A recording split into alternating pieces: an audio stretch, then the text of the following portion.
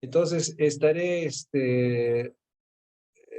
con ustedes hasta 20, cuarto para las 6, porque a las 6 inicia el seminario y yo soy el primero en las reuniones.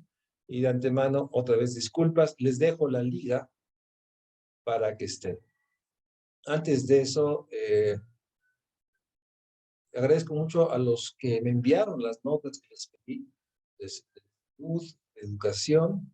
Creo que son las únicas dos que llegaron, ¿verdad, Jessica? Sí, doctor, solamente 2. No sé quiénes faltaron.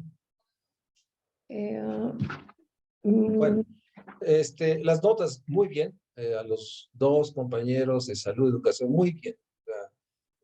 Me voy a sociabilizar esa información porque, bueno, el número de unidades de salud, el número de escuelas, cuál es la situación de infraestructura, son, nuevamente, son datos que deben tener en la cabeza para poder entender, en caso, dos de las grandes dimensiones, salud y educación. Ahora falta que tengamos más claridad sobre alimentación, para hablar de los tres factores que estructuran esta idea de las capacidades del capital humano, pero bueno, ya lo veremos. Déjenme, en la charla va saliendo, pero bien a los que me enviaron los documentos, muy bien hechos, dados. Y déjenme decirles nuevamente, yo llevo registro de quienes están, de quienes participan, a quienes les pido trabajos, porque bueno, es la manera, repito, de que yo pueda ponderar pues, esta difícil tarea que tendré en un momento dado de ponderar. ¿Alguno de ustedes leyó el cuento de Rulfo sobre por qué somos tan pobres? A ver, Cristina Díaz, que veo que dices que sí. Platícame el cuento. O platícanos el cuento. Está, pues nada, simplemente aborda el personaje como un par de días, por así decirlo, que tuvo una mala racha porque se murió su tía, me parece, pero eso no es lo importante es de que todo se le ha ido complicando y parece que se le va a complicar mucho más a su familia porque por la situación que viven, como que hubo una cuestión de mal tiempo, que el río subió y entonces se llevó a la vaca y parece ¿Cómo se llamaba la vaca? ¿Cómo? Serpentina, creo, Eso. ¿no? Sí, ¿cómo se dice serpentina? Allá no. Entonces, Sigue. Serpentina, más bien estaba como toda la buena fortuna de la hermana estaba en los brazos de Serpentina. Entonces, como ya desapareció, pues parece que la hermana se puede ir como, pues ya la está catalogando, la está llevando casi que se va a ir por la mala vida, ¿no? Por así decirlo, que no va a tener otra opción pues que ser como convertirse, como sus otras hermanas mayores. Se llama dedicarse al trabajo sexual. Creo que estás batallando con la palabra, sí. trabajo sexual. Pero lo dice, la verdad, lo narra como de una manera bastante cómica, pues sí, como chistosa, por así decirlo, lo va narrando, y también me recordó como un poquito a ¿cómo se llama? A Ibargüengoitia, de cómo va narrando las cosas, como las tragedias, las va narrando como un poco chuscas, de cierta manera. Las tragedias. A ver, ¿alguien más que quiere complementar esta lectura? ¿Alguien? ¿Alguien? A ver, Sayuri y después a Martín y Paula. Trate de complementar lo que no dijeron los otros. O sea, no repitan. A ver, Sayuri. Sí, bueno, se puede ver que el río se haya llevado a la vaca, pues significa que se llevó la esperanza de un mejor futuro para la hija, ¿no? Ya que a falta de esta dote, se podría decir, esta tacha, la hermana menor, ya no va a ser valorada como mujer y no podrá casarse. En este aspecto, puedo decir que a la mujer se le ve como un objeto a quien había que proveerle esta dote extra para que el hombre se podría decir que le hiciera el favor de casarse con ella, y era el miedo, ¿no? Como decía mi compañera Cristina, de que no fuera a hacer ese trabajo sexual o a irse de piroja, como lo menciona la lectura. Y Pues, no sé, en esos tiempos la dote era muy importante, sobre todo era pues una práctica muy antigua en la cultura oriental, por ejemplo en India, ¿no?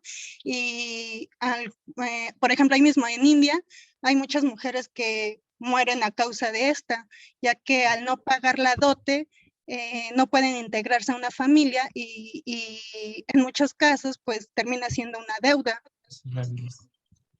Muy bien. A ver, Martín. Sí, gracias, doctor. A mí igual me llamó mucho la atención, por ejemplo, el hecho de cómo refleja pues esta parte social, ¿no? Nuestro México, que incluso aún vigente, ¿no? En muchas comunidades rurales que aún viven eso, a pesar del año en el que fue escrito, a pesar como del matiz que le da Juan Rulfo, ¿no? A la historia, de cómo lo va narrando. Quizá yo, a diferencia de mi compañera Cristina, a mí no se me hizo cómico, a mí se me hizo hasta un poco crudo, ¿no? Porque el ver cómo es un reflejo incluso de la realidad actual en México, comunidades rurales donde si pierden su vaca prácticamente se les va ahí la vida. O sea, es muy duro, es muy crudo, es muy fuerte, ¿no? En esta realidad aquí en México, y saber que existen familias que así es. Por otro lado, pues también me llama mucho la atención el hecho de cómo la esperanza, ¿no? De la mujer, si pierde la vaca, pues pierde casi la esperanza a ser realizada, a casarse con un hombre. Entonces, Así o es. sea, es incluso todavía vigente, ¿no? O sea, me deja muchas reflexiones que igual no quisiera como acaparar la palabra, pero sí se me hace muy crudo y se me hace un reflejo totalmente, una fotografía de la realidad actual en comunidades rurales. Muy bien, Martín. Paula.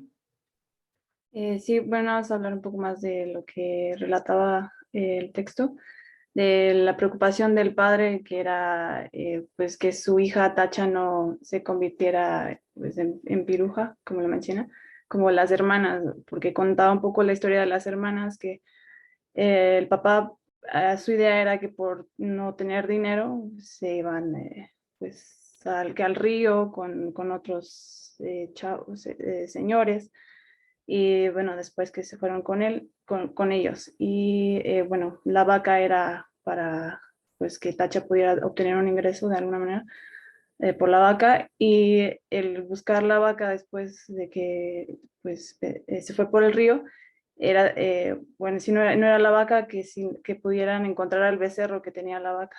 Entonces, bueno, era como lo que buscaban.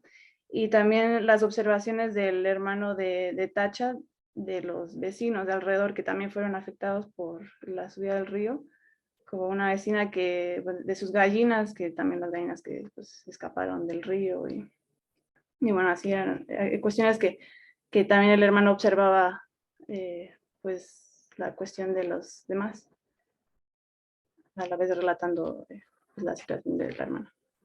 Así es, déjeme cerrar esta parte. Creo que tomo algunas palabras de ustedes. La vigencia de esa dimensión de lo humano, que todo depende literalmente de la serpentina y su becerro, todo.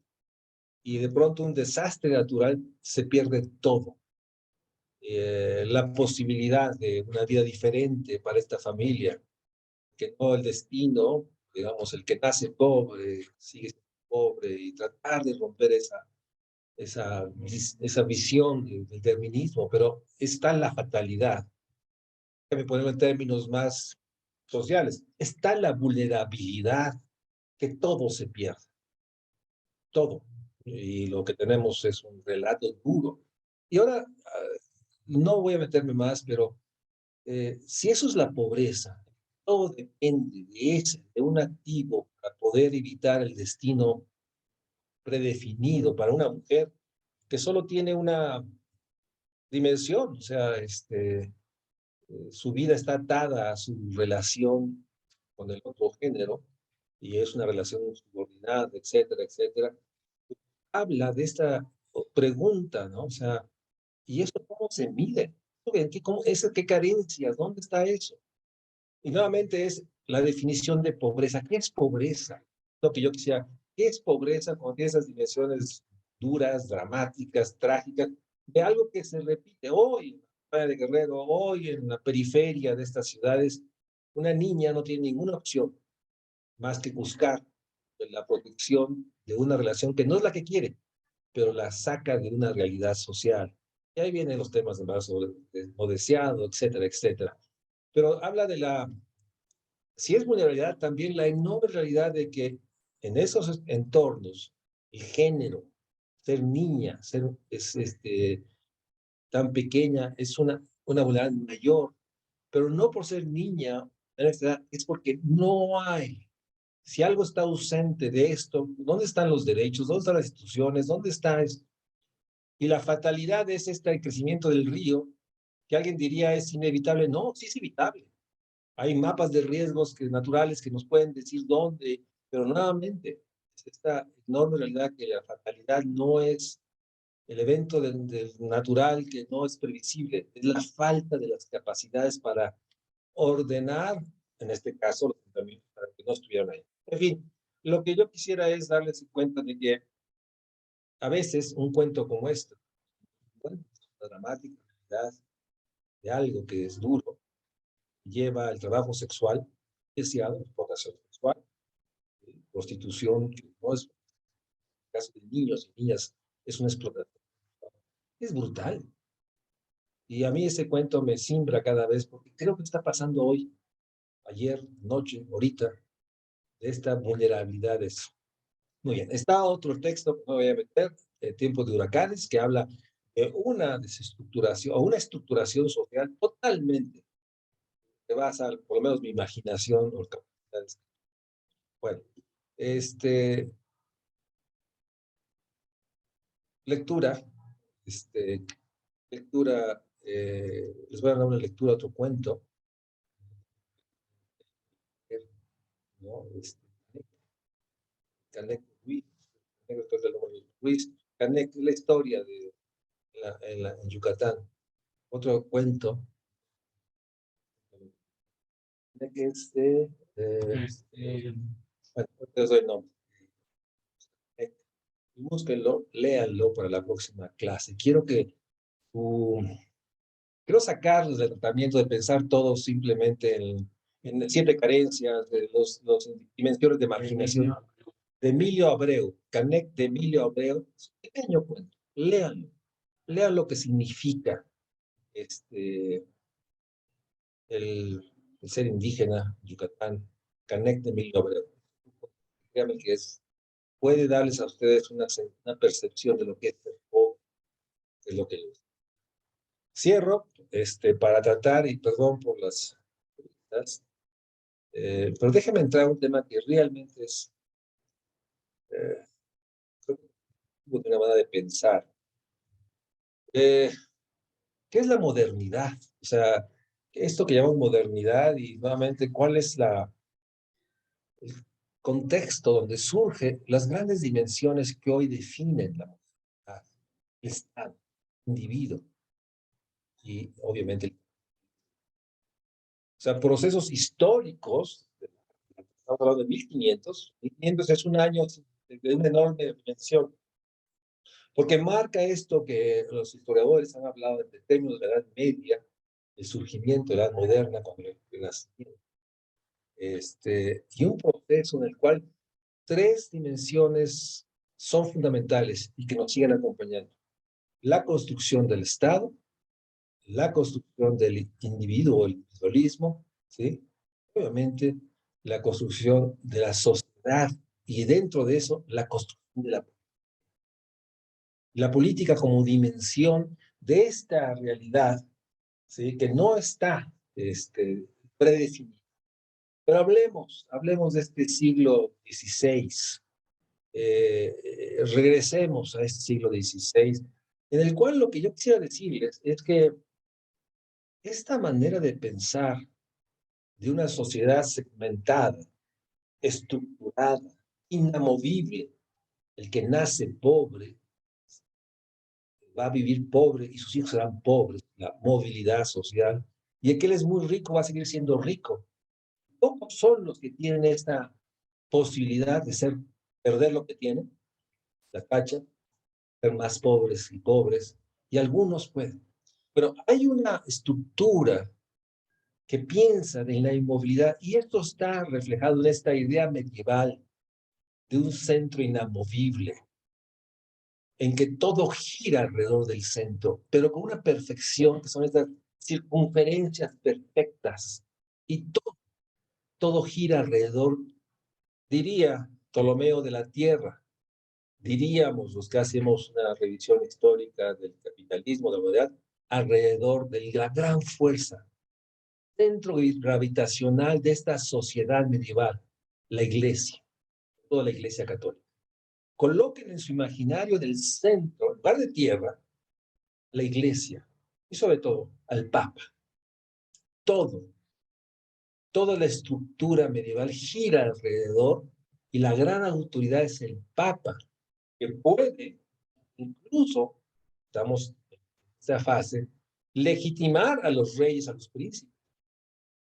O sea, el poder papal es de tal manera que concentra riqueza, ¿verdad?, que tiene diezmos, que concentra las opciones fundamentales de vida, nacimiento, matrimonio y muerte, pero que concentra algo que es fundamental para esta sociedad, el perdón, la indulgencia. ¿Cómo puedo evitar y regresense? Bueno, no sé si regresense, pero por lo menos espero que hayan leído la Divina Comedia de Dante Alighieri. Regrese a esos individuos que mueren y tienen que estar en el purgatorio del infierno, porque tienen que pagar su. Bueno, ese trayecto de Dante con Beatriz, de ir bajando al infierno, es una maravillosa lectura, no se las voy a dejar leer ahorita, pero leer la Divina Comedia es una visión de lo humano, pero además de lo fascinante para mí es que alguien puede entrar al bajo mundo, encontrarse con los viejos Petrarca, los viejos poetas y poder dialogar con ellos. Entonces, Divina Comedia. Ese mundo de un centro concentra todo y piensa que tiene una idea de lo social, que todo es fragmentado, estructurado. Esa es, déjame incorporar una reflexión más particular. Pues esa es la aspiración a veces muy humana. Nos gusta el orden, nos fascina la estructuración de una vida donde no hay sorpresa.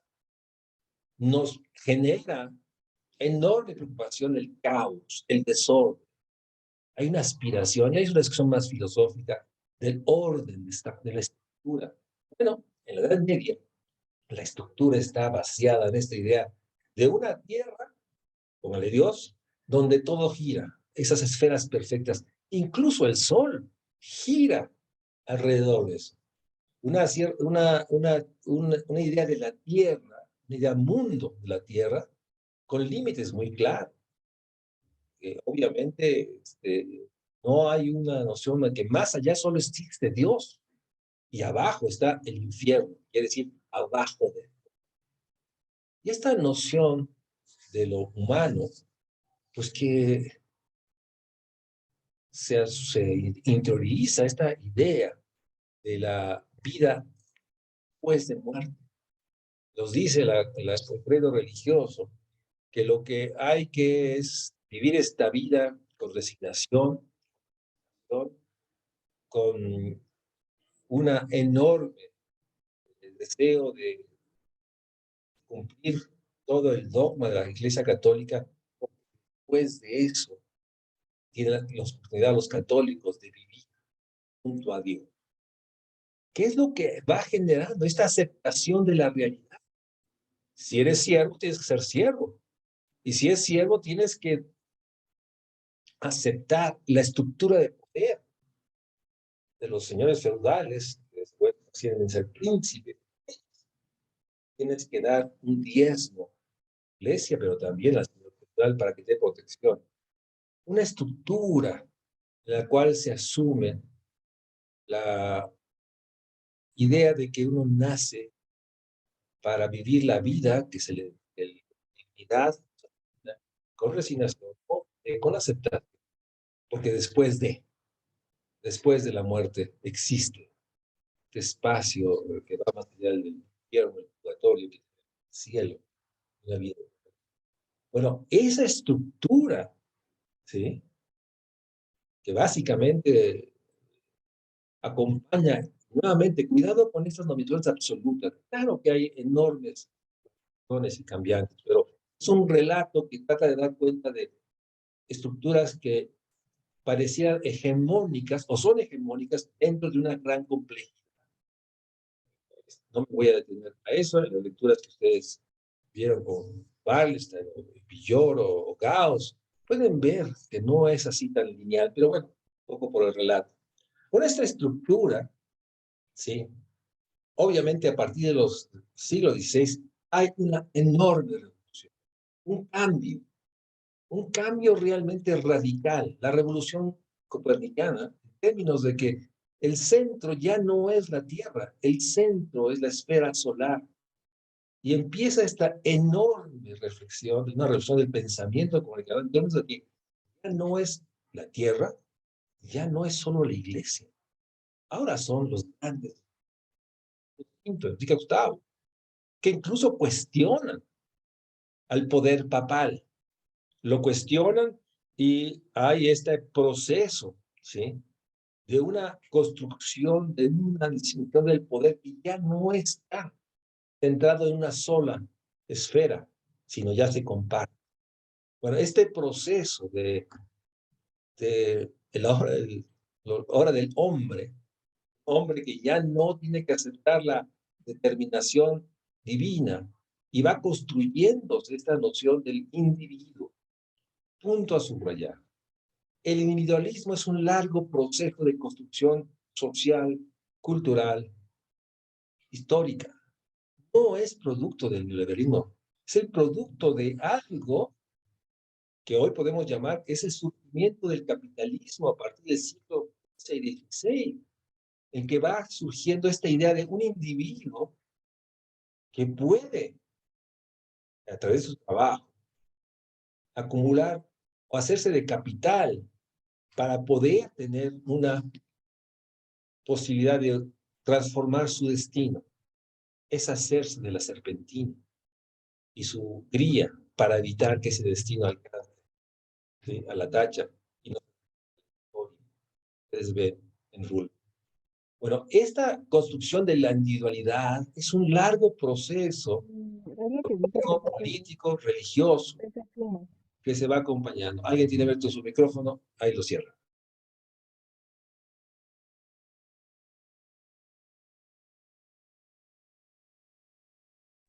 Doctor, está en... Se silenció su micrófono, doctor María Luis.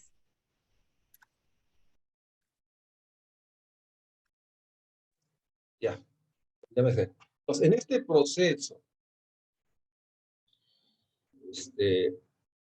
se va construyendo un largo recorrido del siglo XVI al XXI, en que se va expandiendo esa noción de la libertad de los individuos. O sea, no es el neoliberalismo, es un largo proceso de la modernidad que constituye esta enorme fuerza del pensamiento humanista, en que el hombre se convierte en un actor de su destino y ya no está determinado. Como figura emblemática es el David de Miguel Ángel, afuera del Uffizi, del Museo Uffizi en Florencia. Gran figura de un cuerpo perfecto, ¿sí?, del hombre, ¿sí?, que con esta enorme dimensión de tamaño manifiesta, ¿sí? O sea, esa obra en sí misma refleja esta noción de la construcción de este hombre, ¿sí?, que por cierto se da en el periodo previo a 1521, ¿no? O sea, cállate, no, para hablar de este lado. Pero esa noción del hombre que va configurando va acompañado con dos procesos que van conformando la misma idea de sociedad, pero el Estado es una construcción de la modernidad y si quieren también del capitalismo. O sea, va acompañando esta noción de la construcción de los mercados. Ya no es el tema del intercambio comercial, que obviamente con la tecnológica permite el que las naves marítimas pudieran tener una gran capacidad, una enorme capacidad marítima, que por cierto las 3 carabelas de Colón, pequeñas naves, pero eran muy marítimas, podían trasladarse 80, 90 días que duró el trayecto de Colón a Santo Domingo. Eran muy marineras, es la palabra. En ese proceso se va conformando porque empieza a haber 2 procesos que acompañan. Por una parte, la gran reforma, ¿sí? O el gran manifiesto de Martín Lutero.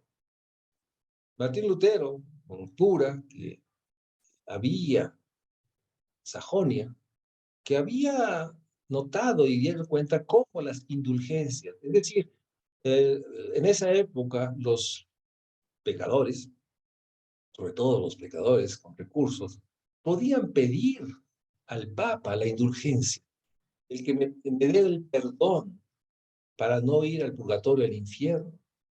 Y viene un proceso en que se mercantiliza esta enorme, ¿no?, que puede haber la indulgencia, y la indulgencia ya no es el rezo o la fe como creía Martín Lutero. No, es un tema que se puede, digamos, cambiar por dinero.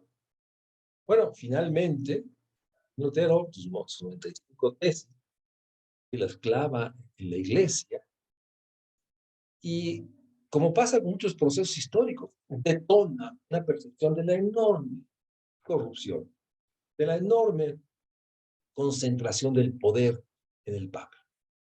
Esto activa, por otra parte, la noción de los que tenían dueños de tierras, señores feudales, príncipes y toda la gente que tenía estructura, obviamente no quieren pagar el diezmo. Y activa un enorme movimiento político en términos de contra el centro papal, el centro de la iglesia. O sea, no solo es un tema del cuestionamiento religioso a la comercialización de las indulgencias, es que activa una noción de que es injusto y no solo injusto, ¿por qué tenemos que pagarle, ¿sí?, a este reino o a este imperio de la Iglesia Católica llamado Roma, ¿sí?, simplemente porque nos impone una ley? Y obviamente hay muchas historias ahí, Enrique VIII y la enorme construcción que hace a fin de poder divorciarse y poder casarse con Ana Bolena, y el enorme oportunismo que se da cuenta de la construcción de algo que acompaña siglo XVI y XVII, la enorme erupción de los nacionalismos. Por eso está la Iglesia Anglicana. La enorme noción de los reinos de Aragón, ¿sí?, o de Castilla. Hay una noción de nacionalismo asociada a un Estado, una organización administrativa que se hace cargo de muchas tareas. Ya no es la iglesia o las iglesias católicas. Los príncipes, las monarquías van haciéndose de responsabilidades, recursos, van teniendo sus propias alcabalas, fondos. Y obviamente esta transformación política se ve activada por la enorme choque con el protestantismo o la reforma de Lutero, el gran manifiesto que implica esas 95 definiciones de Martín Lutero. Pero hay algo que expande, y déjeme usar la similitud como pasó en los 90 con el gran cambio digital, la construcción de la imprenta. No sé si hubiera sido posible si no se hubiera dado esta enorme innovación. Los libros se convierten, piensen, siglo 1492, construcción de un instrumento que disemina y entonces rompe el monopolio. Antes de solo los que sabían el latín y los miembros de la curia de la Iglesia Católica podían leer la palabra. A partir de entonces ya no se requiere, y de hecho hay una transformación lingüística. El latín va perdiendo su dominancia y empiezan a surgir los lenguajes, o sea, lenguajes regionales. Empieza a surgir un lenguaje frente al latín. El latín deja de ser el instrumento dominante de comunicación y empieza a expandirse el nacionalismo, en el individualismo, una construcción de idea de Estado junto con la idea de mercado. Para entonces, capitalismo es la acumulación de materiales, plata, oro, la gran expansión que se da, el mercantilismo, ¿sí? Es acumular capital, que eso es lo que hace distintivo. Siempre el hombre ha acumulado capital, pero el capitalismo lo que implica es acumular capital para que se expanda el capital. Eso es lo que lo hace. Esta fase que surge a partir de los siglos XVI, XVII, la expansión del capital, y surge desde entonces la enorme fuerza del capital financiero. ¿Quién financió a las grandes empresas de conquista o de defensa? Los banqueros de entonces. Pues nuevamente, esta idea que el capital financiero del siglo XXI es totalmente no cierto. Carlos V tuvo que endeudarse, como todos los reyes, para poder hacer sus tareas de conquista, reconquista, etc. Obviamente, flujo de capitales, plata y oro y metales que llegaba, más el flujo de los insumos, las especies, va construyendo la acumulación de capital. Entonces, el capitalismo es un proceso que acompaña la modernidad, junto con la construcción de los estados, que va adentro impulsando esta noción del individualismo, que sin duda, la protestante, diría Weber, ¿sí?, construye esta noción de que no se requiere, ¿sí?, la intervención, en este caso la iglesia. El hombre puede tener trato directo con Dios. Y dicen los protestantes y calvinistas, etcétera, que no es cierto que el vino y la pan es el cuerpo de Cristo. Son unas grandes diferencias. No. Yo no recibo la sangre de Cristo y el cuerpo a través de la oblea, iba a decir, pero no es oblea. Es, ¿cómo se llama? Hostia. Eso sí. Sí, nuevamente, una disculpa porque ustedes saben que yo soy muy laico y voy a decir el vino y el panquecito, no. La oblea, no. La hostia, eso. Hay una gran, digamos, una gran cuestionamiento. No. Junto, entonces, la construcción de los idiomas, la erosión del latín, va conformando la realidad de algo que es trascendente. El gran texto de Maquiavelo, Príncipe, rompe, más bien irrumpe en la construcción de las relaciones sociales, porque esta doble moral que Maquiavelo construye es que es una moral de los príncipes y otra moral, la del pueblo. El príncipe tiene que actuar con la moral que le convenga para él. Entonces, el príncipe Maquiavelo es, junto con Lutero, ¿sí?, uno de los textos fundamentales de la construcción de esta idea del poder y del Estado que hoy los príncipes quieren dominar, gobernar, y en eso se va conformando una sociedad muy diferente, siglos de construcción, en la cual los burgueses, la burguesía, como después diría Marx, se va conformando en una nueva dimensión de la sociedad que rompe esta idea de una sociedad estamentada, rígida, totalmente. Bueno, lo que quiero plantear es que esta idea o esta percepción de una vida ordenada, que no haya cambios, ilusiones, que haya orden y progreso, diríamos, confronta a esta enorme surgimiento de la revolución copernicana. Por eso Kant habla de esto. Una gran revolución que después Galileo y Kepler, sobre todo, las leyes, ¿sí?, y Kepler va a conformando otras dimensiones que conforman el capitalismo, la innovación tecnológica, la enorme fuerza del número, las matemáticas, ¿sí?, que se va instrumentando y que obviamente va innovando. Y Por eso, no es la revolución industrial de la locomotora, no, es la gran innovación emblemáticamente es la imprenta. Yo estoy convencido que tiene la dimensión de la construcción de Microsoft, o ¿cómo se llaman? O de la Internet. De pronto se podía hacer y producir, y se expanden las imprentas en todo el mundo conocido, incluso en la Nueva España y todos los países que han sido conquistados. En este proceso se va entonces conformando cuatro ideas fundamentales. Una, el individualismo es un proceso de la modernidad, en la cual los individuos asumen la posibilidad de una autonomía que ya no depende del estamento que se nace y mucho menos de una divinidad llamada Iglesia Católica. Dos, la construcción de los estados nacionales y un nacionalismo que estructura un nuevo territorio. Un territorio, por eso la definición de estado, que es un territorio que define el estado, el poder. En estas fronteras se estructuran relaciones sociales por el estado. Por eso se define por un territorio que ha sido motivo de luchas, conquistas, pérdidas. Es un territorio que se conforma. O sea, no es un territorio que se lo dio y que se va a mover, ¿no? Por eso yo digo que esta estructura de estados, naciones, de territorios, como pasó en el siglo XVI y XVII, puede transformarse. Y en 2100, siento decirle que ninguno de ustedes va a estar, pero bueno, no, van a vivir, los que estén en 2100, la conformación de la nación llamada California. Es un nuevo país.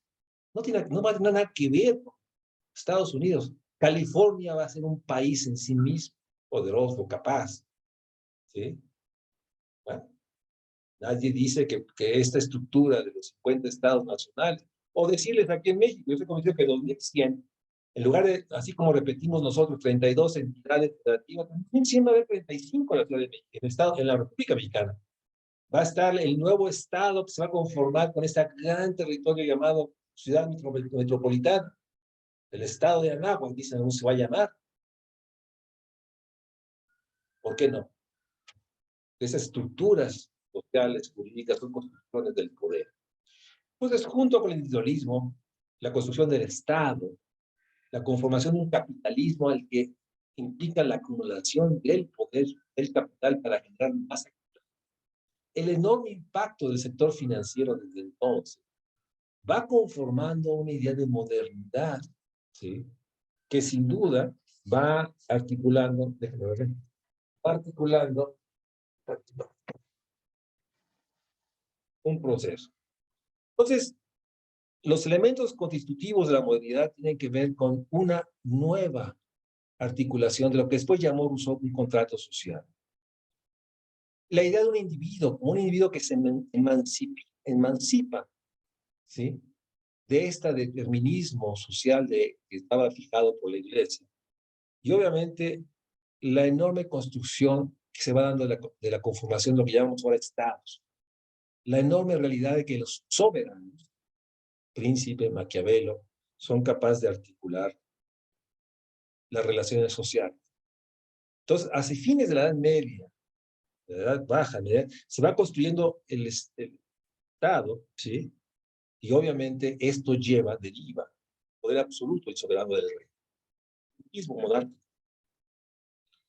Dentro de esto, sin duda, y es importante, solo lo señalo porque no son efectos señales antes de ¿sí? Y en este proceso, me gustaría que observe la Capilla Sistina, que observe la Galería Uffizi, la idea del cuerpo, es el hombre. Ya no es esta pintura de Giotto, de estas imágenes sacras, no la construcción del cuerpo, la enorme y poderosa imagen, el nacimiento de Afrodita, ¿no? En que el nombre del cuerpo de la mujer, ¿sí? Expuesto tal cual. Pero en los procesos hay esta enorme construcción que se va a dar, que obviamente es potenciada por la reforma y la contrarreforma. Ustedes saben, después de la reforma hubo el Concilio de Trento, en que busca la Iglesia Católica articular y dar un acuerdo, porque las luchas religiosas han sido enormemente costosas. Y obviamente el costo, sobre todo el costo que significó la expulsión de los judíos, la Santa Inquisición, pues obviamente tuvo enormes costos para todo. Ese proceso, no puedo dejar de mencionar que es en 1500 bajos, en que se conforma la orden de los jesuitas, gran general Ignacio de Loyola. Lo refiero porque recientemente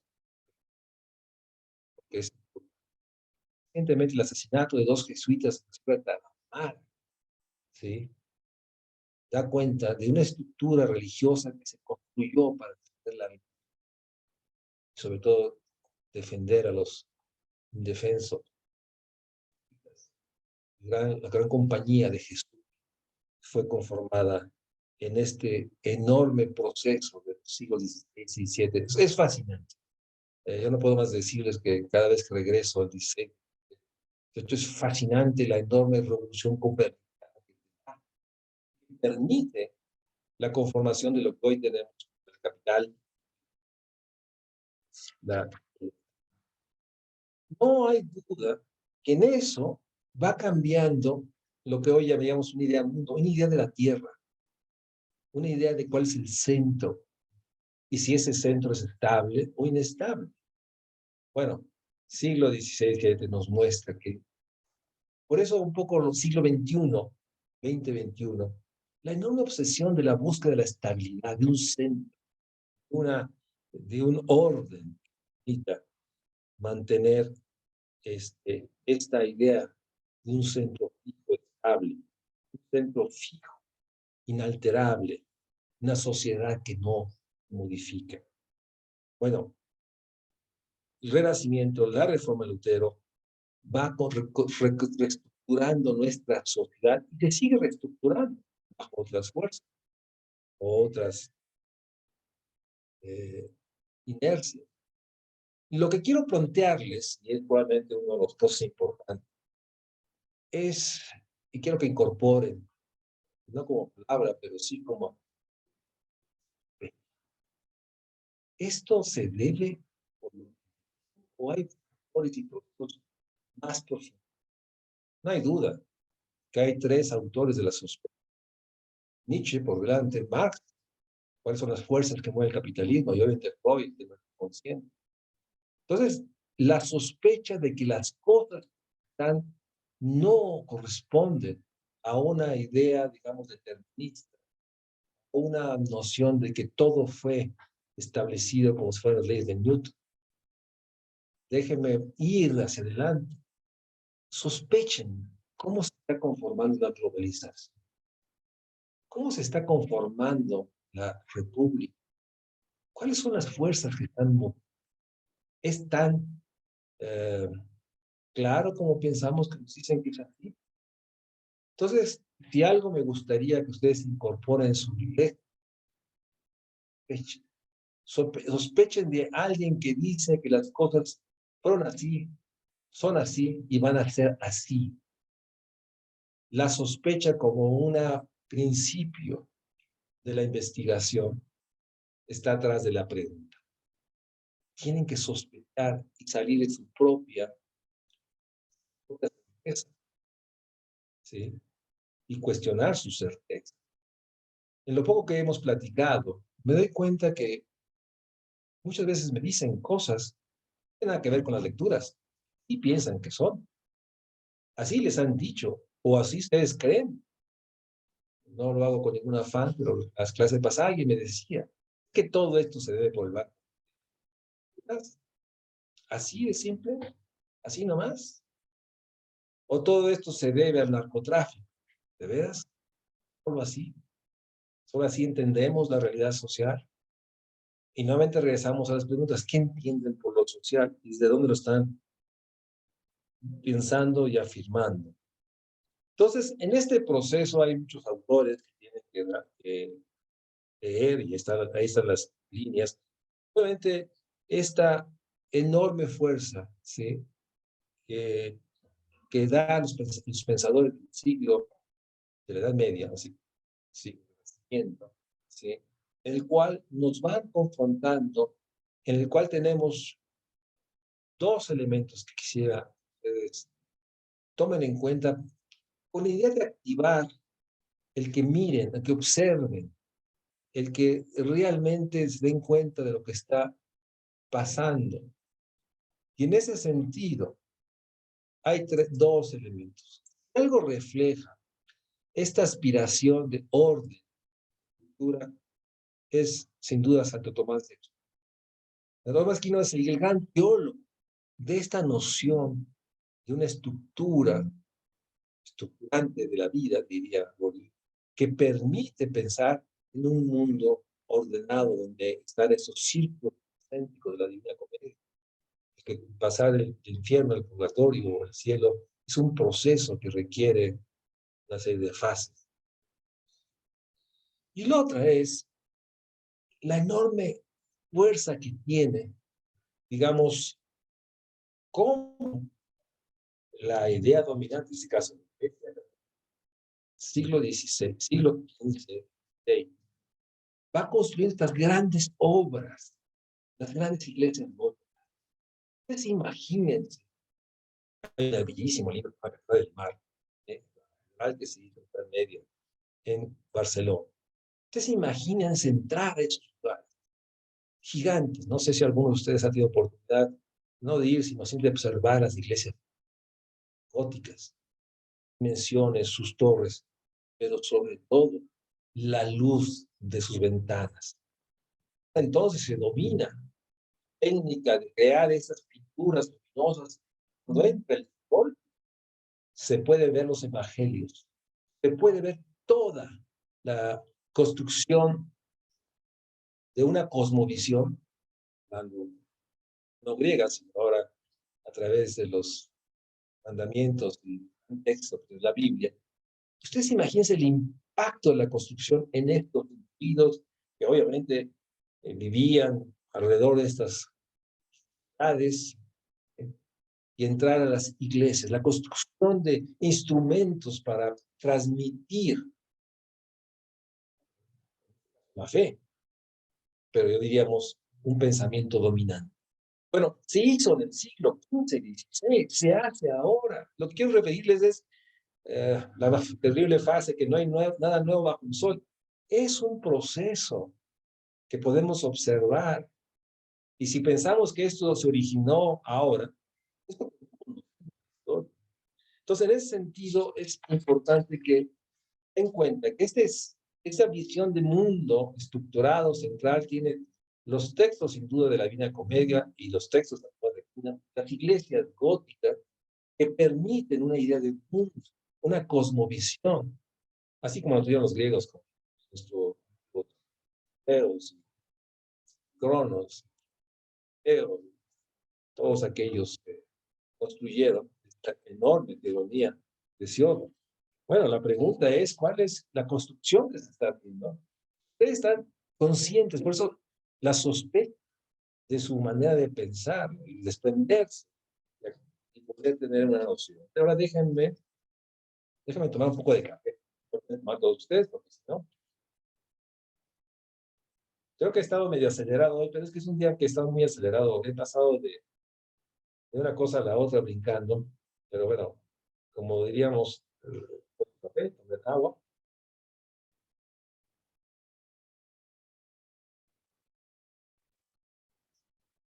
Bueno, siempre que un profesor les dice preguntas, dudas, comentarios, es un cliché muy complicado. Digo, yo veo sus maestros que dicen preguntas, comentarios, y todos se quedan callados.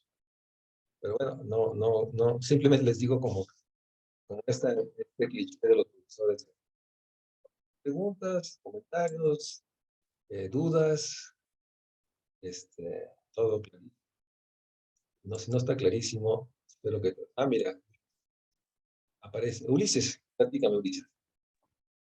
Más bien era un comentario respecto a bueno, cuando inició la clase, ¿Sí? donde, bueno, y tiene mucha relación con la lectura de Villoro, que decía prácticamente esto del medieval, ¿no? Donde decía que cada personaje jugaba su rol y no cambiaba de este. Entonces me recordó mucho a un libro de Aldous Huxley, un libro Un Mundo Feliz, donde básicamente nacen las personas nacen ya como en un estado social y nunca van a cambiar de él sin importar lo que hagan.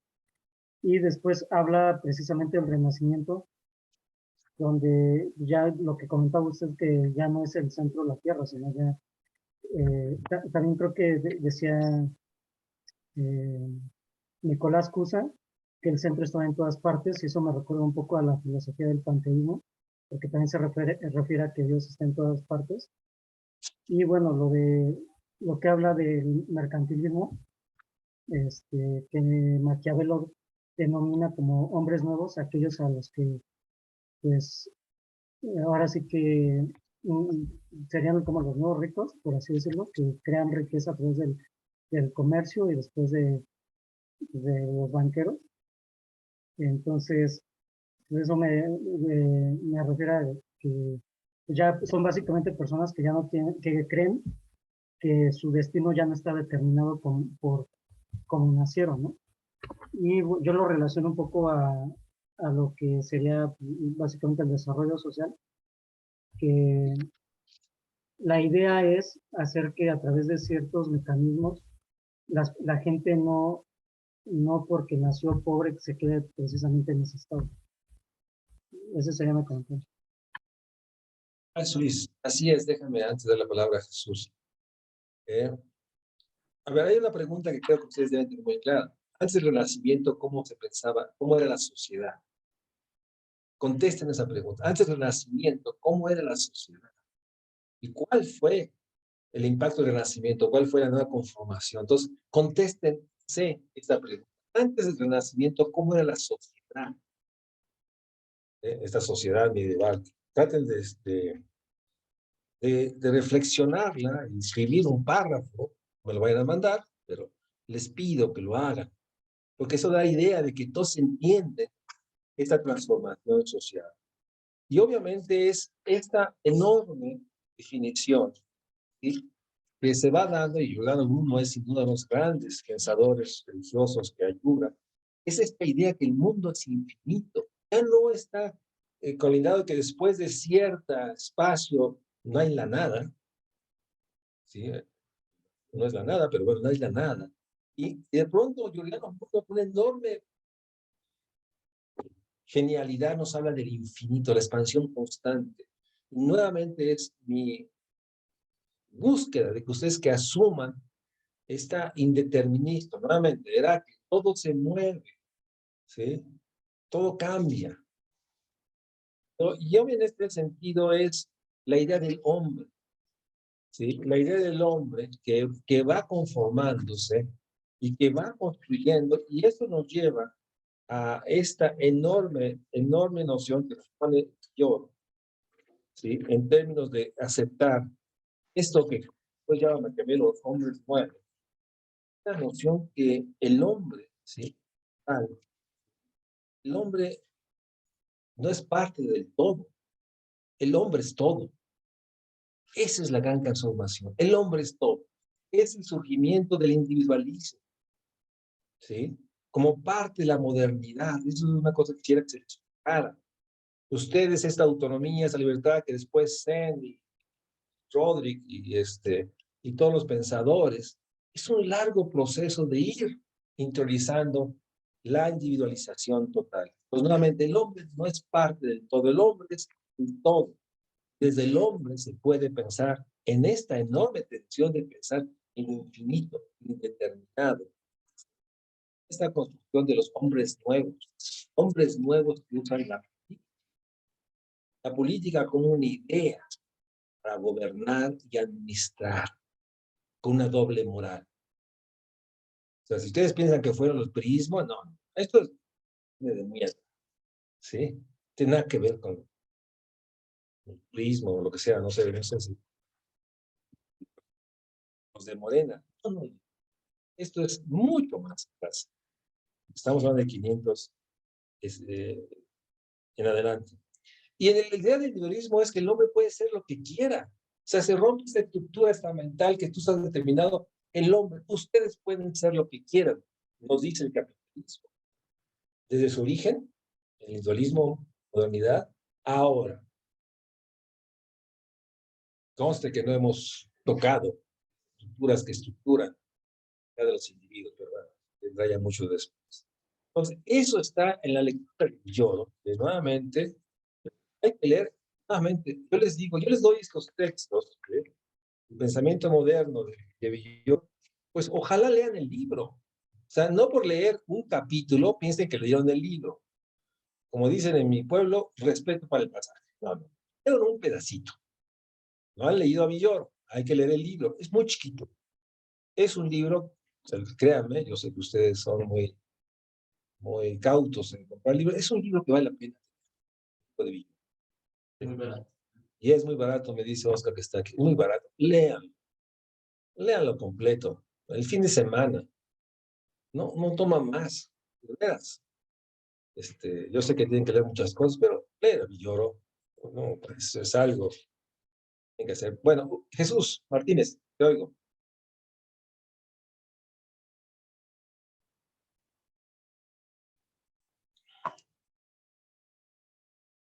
Hola, profesor. Buenas tardes.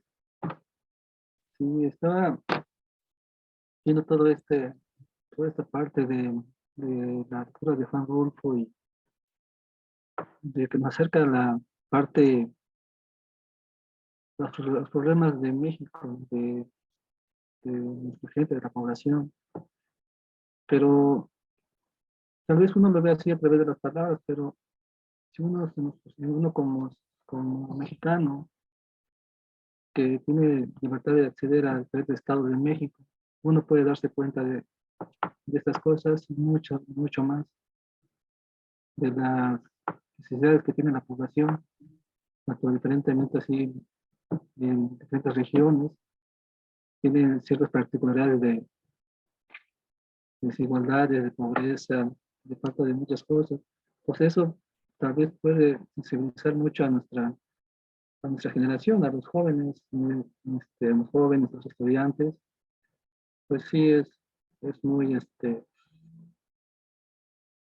no sé, para mí sería muy desesperante, muy frustrante que cosas como falta de medicina, hospitales, que le hacen falta a nuestra gente, independientemente de que hablan una lengua materna, o tengan diferentes acentos, estén en el norte, estén en el sur, estén en el centro.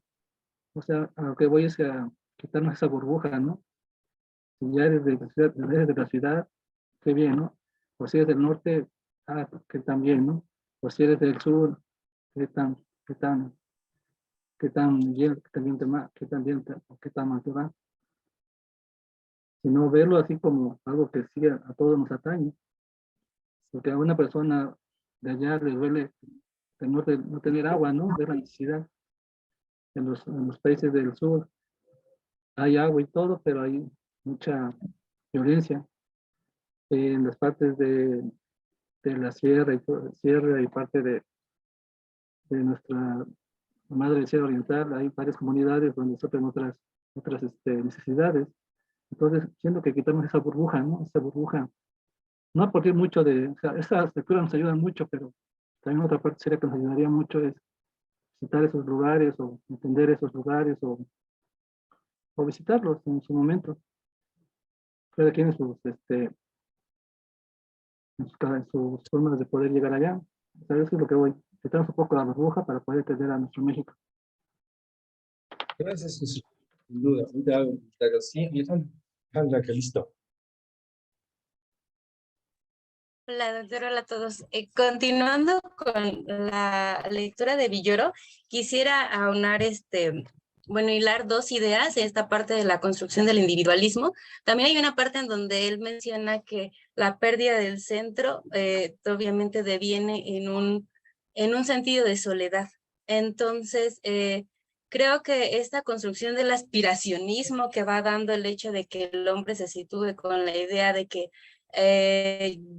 puede ser lo que quiera ser, digamos, va generando un aspiracionismo, ese individualismo, pero también creo que esta sensación de soledad lo lleva también a continuar ese aspiracionismo. ¿En qué sentido? En que siempre va a estar buscando su lugar. O sea, el ser humano ya de pronto en esta nueva concepción de la modernidad, pues se encuentra sin lugar y quiere buscarlo, y en ese afán de buscarlo, entonces va a dinamizar ese trabajo, digamos, ese individualismo, ese aspiracionismo para tratar de buscar un lugar que, pues que desde ese entonces se cree que ha perdido por ese sentimiento de soledad que tiene. Y ahí déjame tratar de articular y meter una idea. Una idea que nuevamente este largo proceso y corto proceso, lo que llamamos la modernidad, el capitalismo del siglo XXI. Una parte de este sentimiento de soledad, ¿sí? Una vez que desaparece un centro abarcador, un universo perfecto, lo que nos plantea Santo Tomás de Aquino, los teólogos, es un universo perfecto. Esferas totalmente bien delimitadas, círculos. Se nos da cuenta de que nos da cuenta que no son círculos, son equilibrios. O sea, este sentimiento de soledad, déjenme especular, ya lo veremos, sentimiento de soledad que de pronto las redes sociales a ustedes los embargan y los cubren y los cobijan. No estoy solo porque tengo muchos amigos de Facebook, no estoy solo porque a mi TikTok ya me pusieron 5 o 6, o 200, la verdad no sé cuántos tengan ustedes. Pero ese sentimiento de soledad es un sentimiento que va sobre todo acompañado a aquellos que no tienen, y lo digo con aceptación, el reflejo religioso. Yo no lo tengo. Me hubiera gustado, pero no lo tengo. Y hoy veo con enorme respeto y admiración, se los digo, las veces que entro a una iglesia y veo a una persona hincada viendo al frente y pensar que ahí hay un diálogo. Bueno, a mí se me hace maravilloso eso, que no lo tengo, no entiendo, pero veo con respeto, admiración y con algo de envidia tener esas dimensiones. Entonces, sin duda por eso lloro, pero déjenme incorporar un tema en la reflexión. Si algo incorpora Copérnico y obviamente Kepler y después obviamente Newton, la enorme construcción de el peso de la técnica y de la ciencia para comprender el mundo. Esta razón instrumental que después nos dice, por el 17, construyendo es a través de la matemática como se puede incluso dar cuenta de los grados de diferencia, ¿sí?, que tiene la órbita de un planeta. O sea, yo lo digo y ustedes espero que no me repitan, la enorme duda que yo tengo de la fuerza del número, pero sí entiendo cómo ante la verdad que revelaba las escrituras, la Biblia, el Torah o el Corán, los 3 grandes libros, ¿sí?, de las mundiales, una idea que todo se origina en esos escritos. Vean la fuerza, el enorme poder que tiene esta enorme construcción de una idea del cosmos que ya no está asociada a estas grandes revelaciones que nos da la Biblia, el Torah y el Corán. Ya se puede entender y comprender el mundo a través de la técnica. Nuevamente, no es siglo XX, XXI, la impresión de computadora, no, es una construcción que ha permitido y que permite que después se construya esta noción, la aspiración humana de dominar el mundo natural, que todo es comprensible. Déjenme adelantarles un gran brinco. Y por eso es enormemente significativo el evento de Chernobyl, cuando la ciencia, sobre todo la energía atómica, muestra su enorme realidad, que aún lo controlable, la gran central nuclear, tuvo un impacto devastador y cambió, incluso incorpora una nueva dimensión en lo social. Ya no la técnica es confiable, es dominable. La técnica también puede ser otro lobo del hombre, Bueno, eso es Chernobyl, ya lo veremos, estamos en el siglo XX. Pero en ese momento, el conseguimiento de la modernidad, la enorme confianza en la técnica, en el número, la geometría y la aritmética, permite impulsar esta noción del individualismo. Podemos conocer la verdad, ¿sí? A través de la técnica. Esa es parte sustantiva de este individualismo. Y déjenme adelantar, porque en el fondo está una pregunta que no es una gran pregunta, es ¿cómo piensan el mundo? De la noción de que la técnica es esa enorme capacidad de conocer hasta lo inconcebible, energía oscura, las estrellas oscuras, o los hoyos negros, como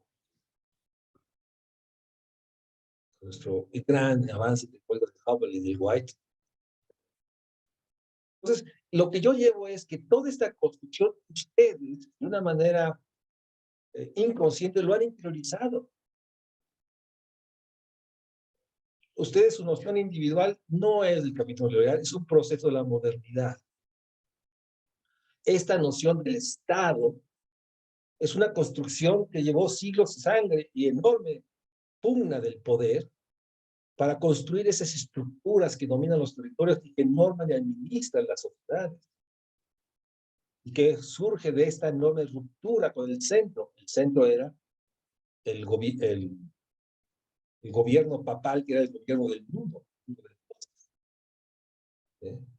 Y obviamente, esta es lenta construcción del capitalismo, que lo que lo hace distintivo es la acumulación del capital para construir más capital. Siempre antes del capitalismo, siglo XIII, siglo XII, obviamente los individuos, la comunidad tenían capital para sobrevivir, pero no había esta construcción que se da del mercantilismo y va conformando, ¿sí?, la enorme concepción del capitalismo. Vamos, Adam Smith, 1869, que lo que reconoce y dice es que nosotros acumulamos capital porque tenemos una propensión innata a intercambiar bienes. Es parte de nuestra naturaleza. ¿Sí? Que somos seres que estamos construidos para intercambiar bienes. ¿Sí? Es parte de la economía clásica esta noción de que acumulamos capital a través del intercambio de bienes. Y viene toda esta construcción. Entonces va conformando esta noción que yo quiero revelarles en la sospecha que yo tengo, que no están conscientes de todo lo que transportan cuando hablan y piensan lo social. Bueno, estas lecturas son para eso. Arturo García, te oigo. Sí, bueno, comentar justamente el desarrollo de la física fue lo que hizo que la iglesia fuera perdiendo poder. Por ejemplo, pues se tenía la creencia de que había solamente 3 mundos o reinos, que era el cielo donde habitaba Dios, y la tierra, que era el centro, y el infierno, ¿no? Y el cielo donde habitaba Dios era finito, o sea, ya no había más allá de eso. Y con el modelo heliocéntrico, pues esto cambió y ya se tenía la percepción de que el universo era infinito, ¿no?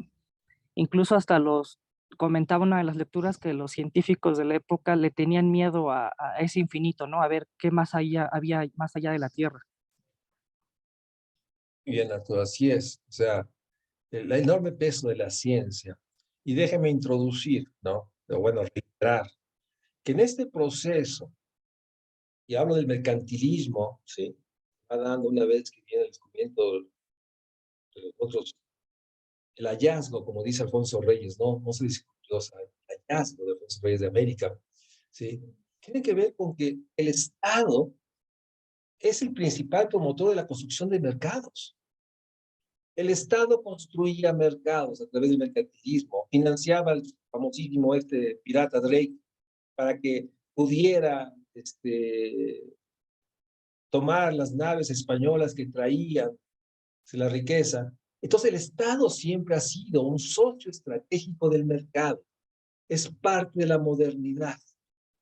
Lo que quiero es desmontar todas esas ideas de que todo el neoliberalismo o el capitalismo de la fase actual transformó estas. No, el Estado siempre ha sido una estructura que construye mercado.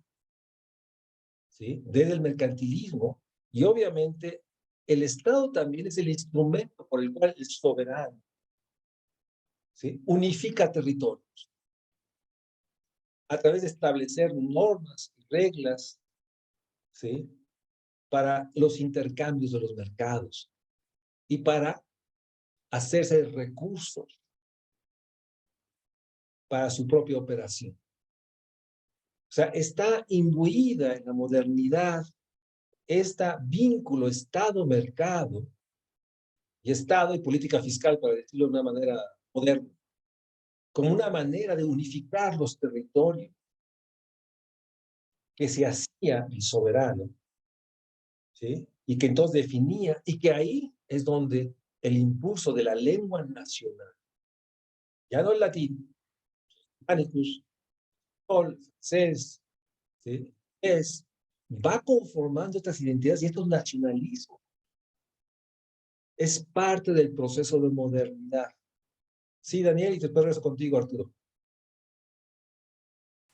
Gracias, profesor. Gracias. Yo nada más quería hacer sobre todo una aportación. Yo tuve la oportunidad de leer La Divina Comedia de Dante. Es un texto de verdad que si uno lo piensa, entendería más o menos por qué en aquel entonces tenían como este efecto en la manera de pensar las cuestiones, digamos, sociales o el comportamiento social. Entonces yo recuerdo o retomaba ahí que el comportamiento mucho de las personas, de acuerdo a lo que leí en este texto, estaba basado en lo que Dante denominaba las virtudes teologales, que eran la fe, la esperanza y la caridad, ¿no? Y trayéndolo un poco a las lecturas, mencionaban por ahí lo del individualismo, pero no un individualismo, permítanme el término en bruto, sino sustentado en esta parte racional como ente, ¿no? Como ente social. Entonces, al traer eso a colación, también me surge ahí que para el siglo XVII, una vez que está esta idea ya del Renacimiento y todo esto que se habla a raíz de las teorías de Copérnico, surge justo esto, ¿no? Que aún sigue, al ser un proceso, sigue todavía esta idea o este dogma de la cristiandad, ¿no? Y hay una cita justo en este texto, en un texto que es de Goethe, que se llama Fausto, en esta interacción que tiene con el personaje que es Mefistófeles, y yo creo que esto viene a colación y tiene esta relación de lo que trato de expresar, porque menciona algo así como que el pequeño Dios del mundo, es decir, el hombre, sigue igual que siempre, tan extraño como el primer día, y que viviría un poco mejor si no se le hubiera dado el reflejo de la luz celestial a la que él llama razón, y que usa solo para ser más brutal que los animales. Entonces esta idea yo creo que captura bien esta esencia, ¿no? En que estamos justo dejando esta parte de dogma de la cristiandad, y en la que la sociedad en aquel entonces, en el medievo, la sociedad humana era fundamentalmente religiosa, y saltamos a esta parte, perdón, de esta cuestión en que sí, ya como individuo, como ente racional, pues sí, superamos esta idea dogmática en función ya de esto que conocemos ya como la modernidad, ¿no? Eso es, nada más quería aportar eso, profesor. Muy bien, Daniel, así es. Creo que es muy importante lo que señalas. Te agradezco mucho que traigas Fausto, ¿no? Esta enorme construcción histórica del individualismo, histórica del capitalismo, histórica del Estado asociado al Estado, ¿sí? El surgimiento de la política, un instrumento para administrar los estados, es la enorme fuerza del príncipe. Y en ese sentido yo reivindico Maquiavelo, el príncipe, que tuvo la enorme capacidad de ser visible, esta doble moral de poder y pragmatismo político para y hacerse del poder. O sea, es un brinco enorme, pues es la enorme fuerza del príncipe. Una lectura que puede estar asociada a la construcción de la política como un instrumento para imponer el poder, defender el poder, hacerse del poder. no es un tema mayor. La política, y déjame introducir, y surge la economía con el texto de Adam Smith, porque la pregunta de Smith, ¿cuál es el origen de la riqueza? Ya no es la pregunta de Rousseau de cuál es el origen del contrato social, es el origen de la riqueza. ¿De dónde proviene la riqueza? ¿O dónde proviene el capital, diría Marx? Entonces, como fan, la política, la economía, es parte de la construcción que se va dando, ¿sí?, en la modernidad. Nos abarca, porque en este proceso de 6 siglos, nos cuenta cómo somos hombres de modernidad y el renacimiento. Somos sociedades. Que no es un asunto de que de pronto se cayó el muro de Berlín y entonces llegó Reagan, llegó Thatcher y entonces las redes sociales.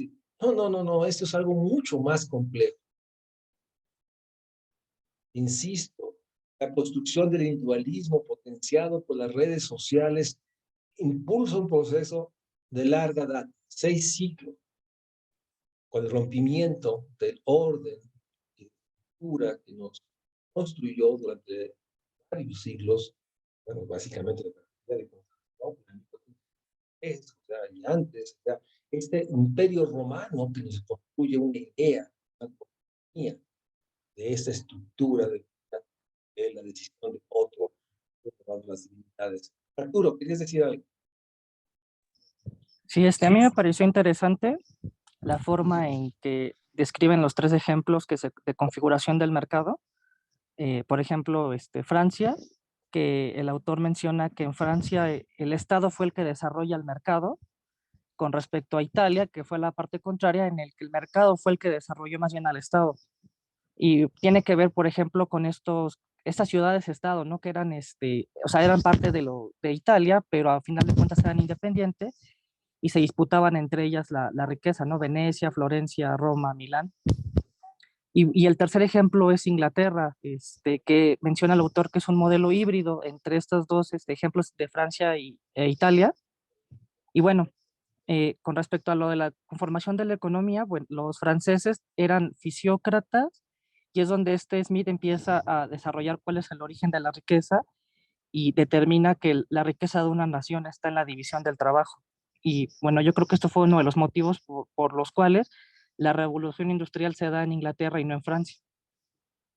Sí, sin duda. Yo te agradezco mucho, Arturo, y a algunos que han hecho esfuerzo para mostrar que leyeron. Sin duda, es muy importante. Creo que mi trabajo, vocación es tratar que se incorporen en sus de pensarlos, o sea, estos textos. Ahora, hay una idea atrás, bueno, una idea que subrayo, está atrás, está dentro de esto, es que esta enorme reconocimiento, revalorización de la técnica de la observación científica para hacerse de conocimiento, obviamente está como evidencia de esto, lleva posteriormente a esta enorme aspiración de encontrar las leyes por las cuales se puede comprender el comportamiento social, la física. O sea, es un proceso muy largo, pero si así podemos determinar cómo giran en estos procesos elípticos los planetas, y podemos descubrir los grados de diferencia entre los anillos que tiene Saturno, ¿por qué no vamos a poder aplicar esta noción técnica, científica, empírica para establecer una mecánica social? Lo que yo les quiero decir es que este es un asunto enormemente interiorizado, la construcción de mecánicas sociales que nos permitan definir, como decía Merino, el problema es generado por ABC o N más 1, y el impacto de N más 1 sobre el problema tendrá este efecto esperado y deseado. Bueno, es una mecánica social. Atrás de la noción de la política pública está una noción de una mecánica social, en la cual se puede, no digo que no, la cual se puede transformar la realidad a través de la identificación de un problema la identificación de las causas y la concepción de cuáles son los retos y desafíos de la instrumentación de las acciones para tener un efecto esperado. O sea, es un proceso de larga construcción, esta mecánica social, ¿sí? Que surge de la enorme admiración que surge de lo que llaman la revolución copernicana. De la palabra a Diana Laura, les pido un favor. La próxima vez que estén en la biblioteca central, siéntense enfrente del mural central, a la entrada, y vean los dos grandes, la gran obra de Diego Rivera cuando se pone a Ptolomeo de Coper. Ahí está todo. ¿Sí? Cristina, a ver, tú que eres muy rápida. Cristina Hernández, ¿puedes tú ponerme la imagen de la biblioteca central? Me refiero al mural mientras Ana Laura nos comenta. Por favor.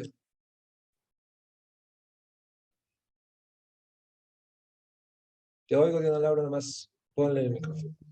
Gracias. Muchas gracias. Perdón. Bueno, voy a ser muy breve, pero es un poquito... No sé breve. Bueno. Voy a decir lo que tengo que decir. Acuérdense que esa muletilla que voy a hacer breve y después ni son breves, no, quítatela. Voy a decir... Bueno, ok.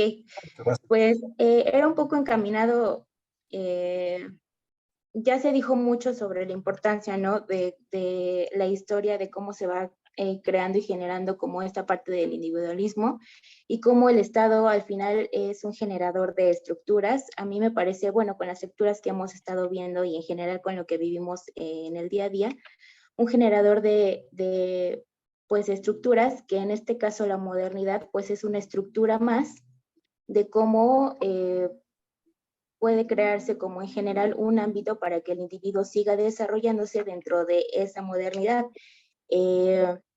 Como lo que veíamos en las lecturas anteriores con lo del hábitus y la historia de cómo se genera este hábitus y demás, ¿no? Entonces, bueno, lo traigo ahora esta lectura que vimos del Estado-Nación y el mercado. Hay una frase que menciona el autor que me quedó sonando bastante, que dice: el Estado tiende a igualar a la sociedad en el sentido de que su finalidad es asignar a todos los individuos a la misma debilidad ante él. Entonces, si al final de cuentas el Estado es un generador de muchas estructuras y el generador también de esta modernidad, me hace mucho, ¿cómo le puedo decir?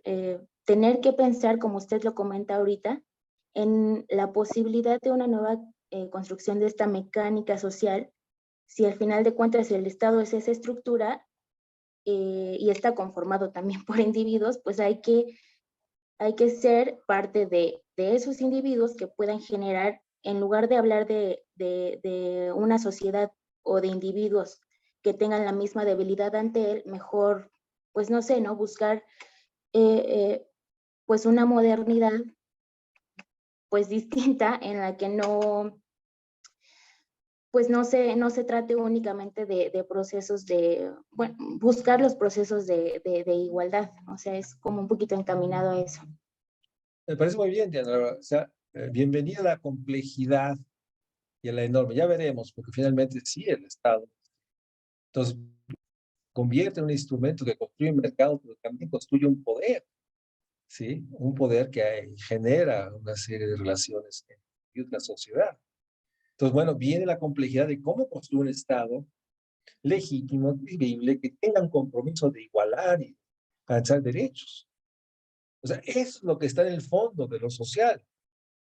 Por eso es muy importante que entendamos el proceso histórico que va conformando, repito, individualismo, capitalismo, Estado, sociedad, enorme confianza en la técnica y la construcción siempre humana de un orden y una mecánica social que nos permita revelar el comportamiento humano, ¿sí?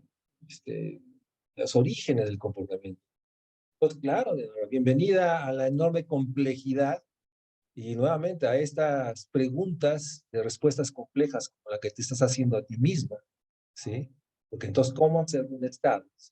¿Cómo hacerse del Estado para construir una sociedad no tan excluyente y desigual como esta. A ver, Cristina, ¿puedes acercar el mural? Más, bueno, se distorsiona un poco. Bueno, del lado derecho, ahí ven, Copérnico, bueno, Ptolomeo del lado izquierdo de ustedes. Ven cómo la Tierra es el centro de todo.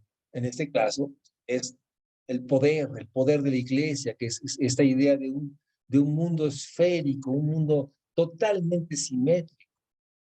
¿Sí? Y ven del otro lado la gran revolución copernicana que pone el sol como eje donde todos giramos. Esa es la revolución copernicana. Por eso quiero que se sienten y lo vean. Ahí está. Ahí está la construcción de la modernidad y toda la transformación de la Edad Media, esta idea de heliocéntrica, a esta idea del hombre como centro de la modernidad. En lugar de sol es el hombre. El hombre no es parte del todo, es el todo, dice Luis Villoro. Y nos permite entonces de entender cómo es la conformación de los estados, ¿sí? Van conformando la construcción de mercados y va impulsando la construcción, ya quítame la imagen, y va conformando, pues es un proceso largo, de 6 siglos, por lo menos, la construcción de lo que llamamos hoy el capitalismo neoliberal. Y obviamente en eso se va transformando esta noción de quiénes son, digamos, los sujetos que pueden tener la posibilidad de participar en la política y en los mercados. Por eso Maquiavelo, el príncipe, es uno de los aspectos fundamentales para entender la modernidad. Reivindico, debería darnos a leer, pero bueno, se me pasó. Y en este proceso es la construcción de estos nacionalismos que se van intensificando en la búsqueda de definir territorios, la búsqueda de los estados, de definir territorios en los cuales pueda ejercer su poder de administrar, ordenar y tener. Y obviamente la pugna con los otros poderes, en este caso la pugna de la Iglesia Católica. Bueno, esa es la construcción que se va a dar, tenemos abordando, y que obviamente, yo lo recuerdo a Daniel, el texto de la Divina Comedia es realmente revelador de esta idea. Bueno, solo por curiosidad, a ver, Cristina, tú que eres muy rápida, a ver si es la imagen que la Divina Comedia, esta imagen donde está el infierno, para que vean estos círculos concéntricos, ¿no? Cómo Dante con Beatriz viaja. Además, qué cosa maravillosa de Dante. Créanme que es maravilloso. Y que puede hablar con César, puede hablar con Boccaccio, Petrarca, y cuestionarlos. Una obra maravillosa, una gran obra que deben leer si no la han leído, y debemos releer porque nos da idea del mundo. Es una obra del mundo. Y déjeme, mientras esto aparece, a ver si aparece. Ah, ahí está. Los círculos. Cualquiera. Los círculos del infierno. Ahí está.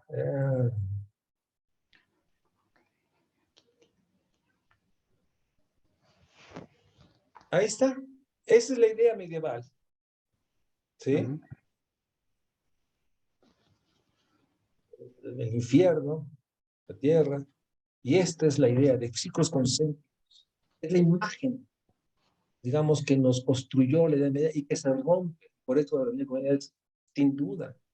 Y en este proceso, a ver, quítala, a ver si hay otra por ahí, hay otra más. Esta es bonita, pero hay otra más. Por aquí, vi antes que eso, las imágenes. Bueno, son los, cualquiera, los 5 círculos de Dante. Bueno, esos son los pecados capitales. Los 9 círculos del infierno. Está. Ay, perdón, y también nada más para complementar, profesor, perdón. Sí, ¿no?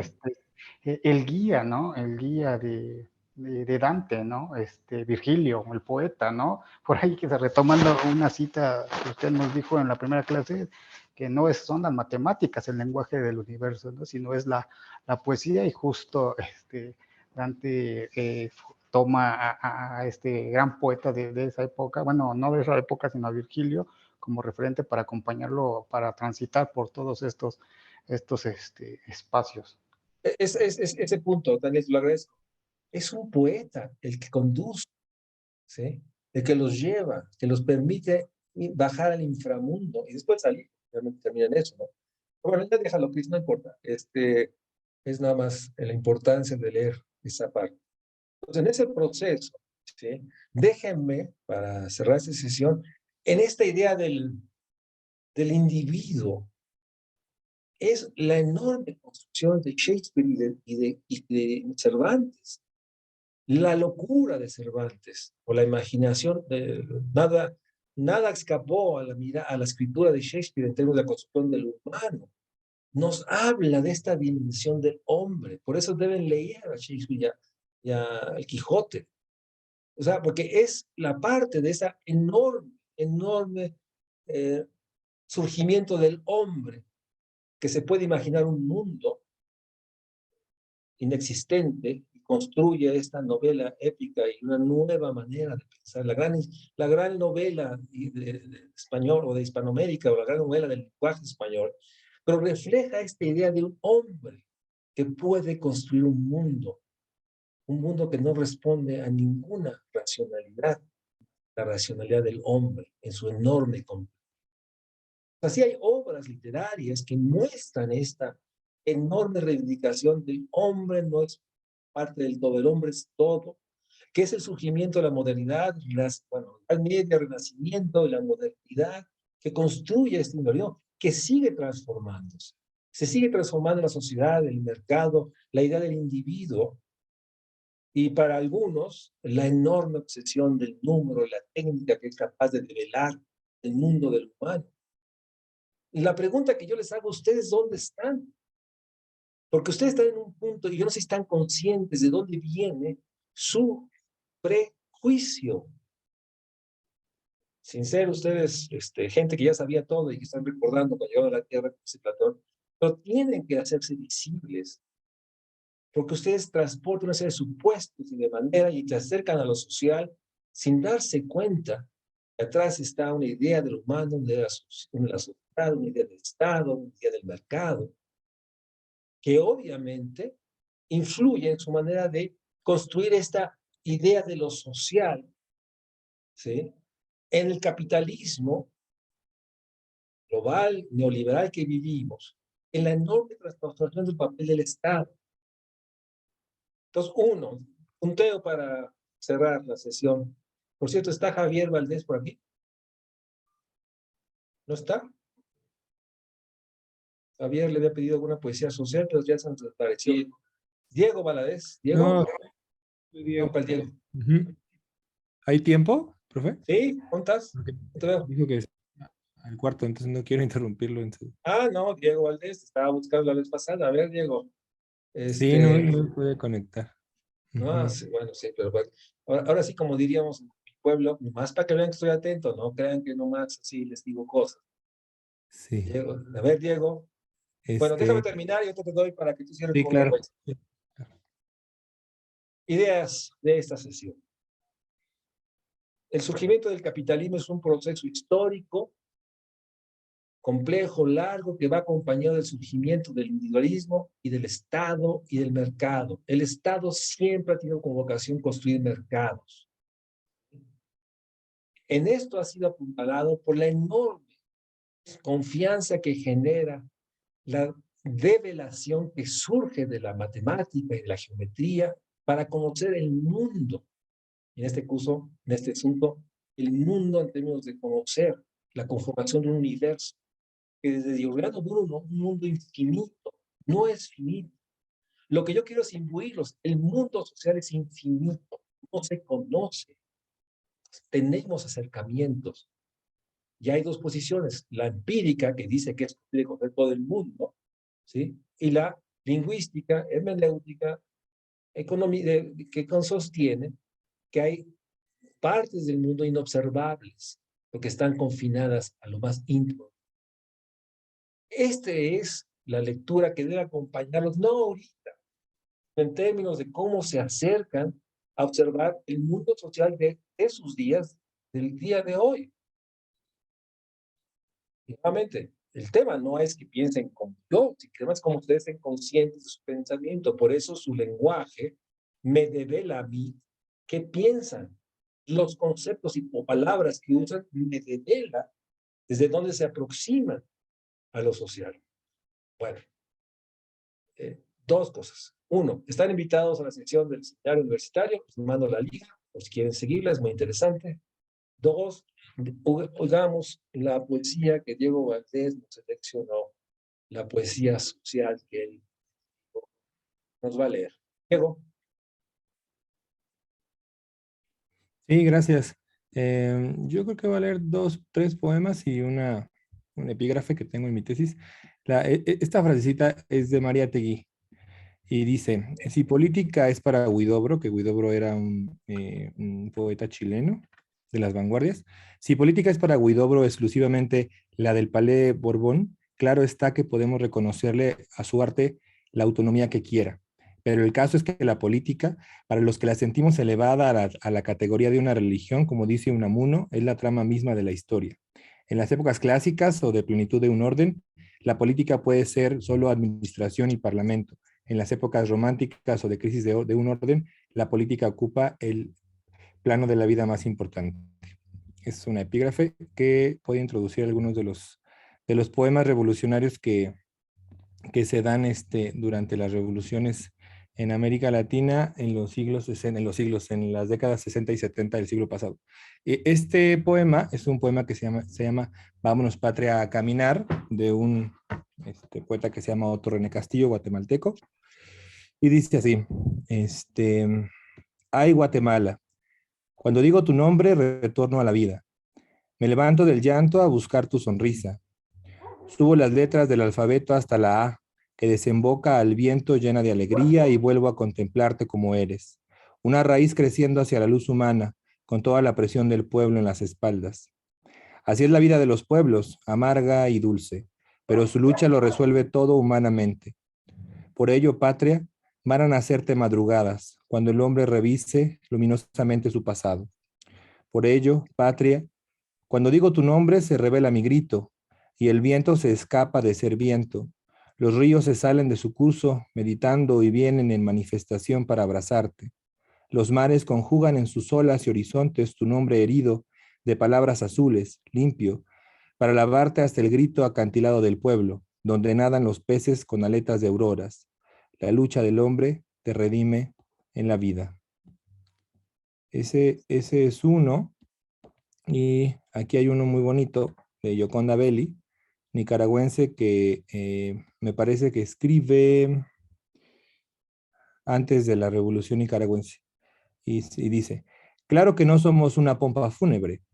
A pesar de las lágrimas tragadas, estamos con la alegría de construir lo nuevo. Y gozamos del día, de la noche y hasta del cansancio. Y recogemos risa en el viento alto. Usamos el derecho a la alegría, a encontrar el amor en la tierra lejana y sentirnos dichosos por haber hallado compañero y compartir el pan, el dolor y la cama. Aunque nacimos para ser felices, nos vemos rodeados de tristeza y vainas, de muertes y escondites forzados, porque estamos construidos de una gran esperanza, de un gran optimismo que nos lleva alcanzados y andamos la victoria colgándonos del cuello, sonando su cencerro cada vez más sonoro, y sabemos que nada puede pasar que nos detenga, porque somos semillas y habitación de una sonrisa íntima que explotará ya pronto en las caras de todos. Qué bonito. Y uno último, ese es de Gioconda Belli, que ahora escribe poesía feminista también muy, muy buena. Por aquí tenía el otro, aquí está.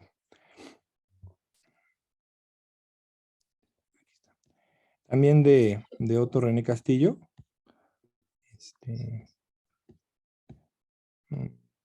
Un segundo.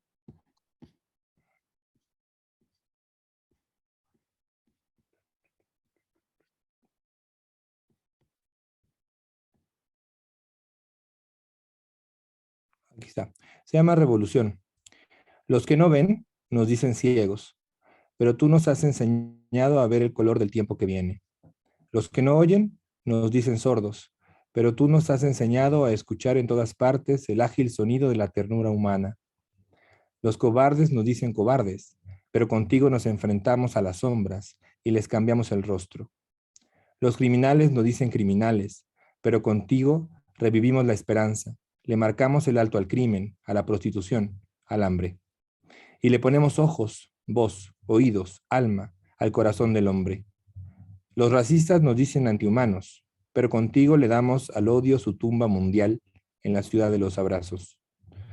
Nos dicen tantas cosas y los que las pronuncias olvidan, estúpidos que son, que sus nietos amarán mañana jubilosamente la palabra estrellada de tu nombre, revolución. Y ese es de otro. Muchas gracias, Diego. Te pido por favor que nos mandes a todos. Sí, los mando, con gusto. Nuevamente, yo estoy convencido que el humano solo devela la parte estética, la parte de, pues eso, de la emoción, de los sentimientos, y sin duda, la parte mayor, poder comprender lo social. No hay manera. Gulfo, o en este caso, Cali. Y voy a pedir a Cintia, a Susana,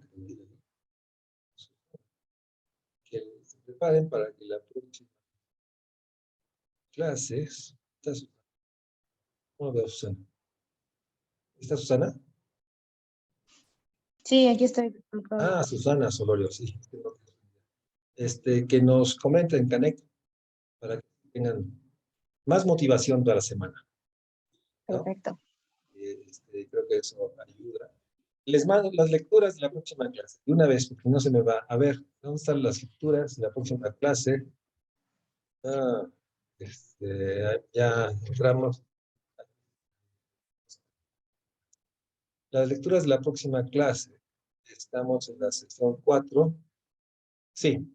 Bueno, vamos a leer a Castel, ¿sí? A Villarespe y Vives, ¿no? Y lean